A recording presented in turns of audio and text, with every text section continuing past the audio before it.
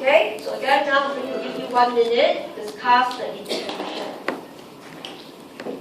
Copy right below the example.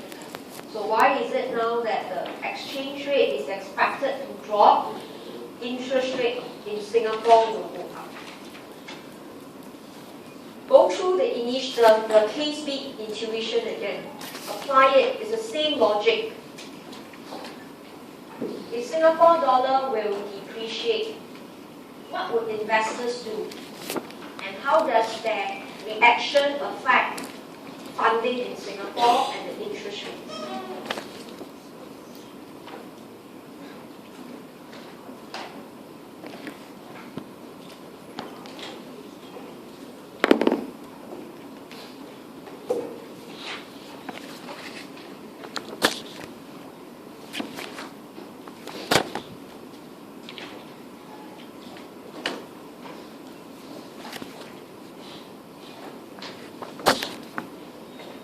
Okay, so if Sing dollar is expected to depreciate, right? So in this case, Sing dollar will depreciate or weaken.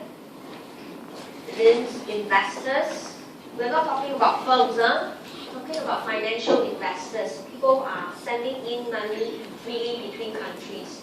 Alright, they will actually prefer to hold US dollar and not the Sing dollar. Right? You won't want to hold a currency that's weak. Because if the currency is weak, there's a tendency it continues to weaken. So you will not want to hold on to such fears. So as a result, okay, if they don't hold Sing dollar, they hold US dollar, they will actually buy US bonds. So there will be a fall in supply of funds in in Singapore, right?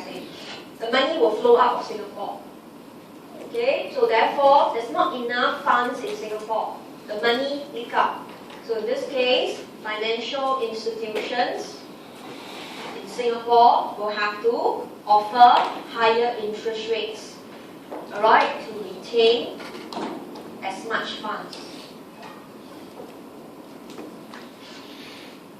Okay, so that is the intuition. When you are flooded with money, you lower interest rate.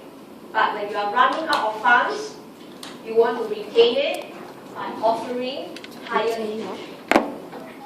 Okay, and to make so indifferent between Singapore and US bonds, you will offer an additional 5%, which is exactly how much your currency has weakened, so that they are indifferent between the two bonds. Okay, so that is the UIT. Okay, so you need to spend a bit of time to go through it. You cannot really look at the equation, right? So please don't do this, Listen, please don't go in the exam say, oh, denominator go up, the ratio goes down. So this one must go down. You cannot do that at all. You have to explain the entire thing in the flow diagram and put in the intuition. So, in other words, equation 5 on its own is useless. Right? A good answer is one that can use numerical example, using the flow diagram I taught you, and bring in the intuition. Why a change in exchange rate will therefore affect interest rates. Now, remember, okay, there must be free flow of capital. Imagine if Sing dollar will depreciate and funds cannot flow out of Singapore. Then the banks no need to increase interest rate. But the assumption was capital can move freely. So the moment funds gush out of Singapore, Singapore banks have to raise the interest rate. So you must always anchor on assumptions. If you don't embrace the assumption, the theory and the phenomenon will not work. Okay, right? So with that, now let's look at what is really happening in the real world. So looking at page 21.